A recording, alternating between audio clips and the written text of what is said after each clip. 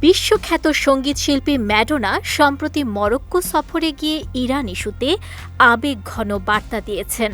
The queen of pop খ্যাত ৬৭ বছর বয়সী এই তারকা বর্তমানে তার ২৯ বছরের প্রেমিক আকিব মরিসের সঙ্গে মরক্কোতে ছুটি কাটাচ্ছেন।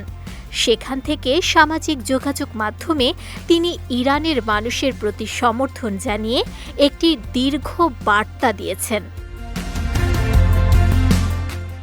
ইনস্টাগ্রামে পোস্টে ম্যাডোনা লিখেছেন, মরক্কোর ছুটির দিনগুলোতে তিনি ইরানের মানুষের কথা ভাবছিলেন, যারা একটি গুরুত্বপূর্ণ বিপ্লবের জন্য লড়াই করছেন এবং নিজেদের বিশ্বাসের জন্য জীবন উৎসর্গ করতে প্রস্তুত। তিনি বলেন, শতাব্দীর পর শতাব্দী ধরে ইরানের মানুষ প্রকৃত স্বাধীনতার স্বাদ পায়নি। আমি তাদের যন্ত্রণা পুরোপুরি বুঝতে পারি না, তবে আমার চিন্তা ও প্রার্থনা তাদের সঙ্গে আছে। ম্যাডোনা আরও বলেন, সময় এখনই, দৃঢ় থাকুন, আমি ইরানের পাশে দাঁড়িয়েছি, তাদের কণ্ঠস্বরে শোনা যাক মুক্ত ইরান। তিনি ইরানের নারী সমাজের প্রতি বিশেষ সমর্থনও জানিয়েছেন।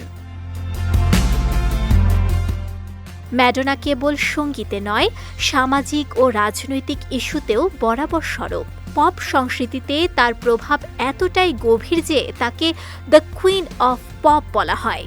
সর্বকালের সবচেয়ে সফল নারী সঙ্গীতশিল্পী হিসেবে তার অ্যালবামের বিক্রি এখন পর্যন্ত প্রায় ৩৫ কোটি কপি।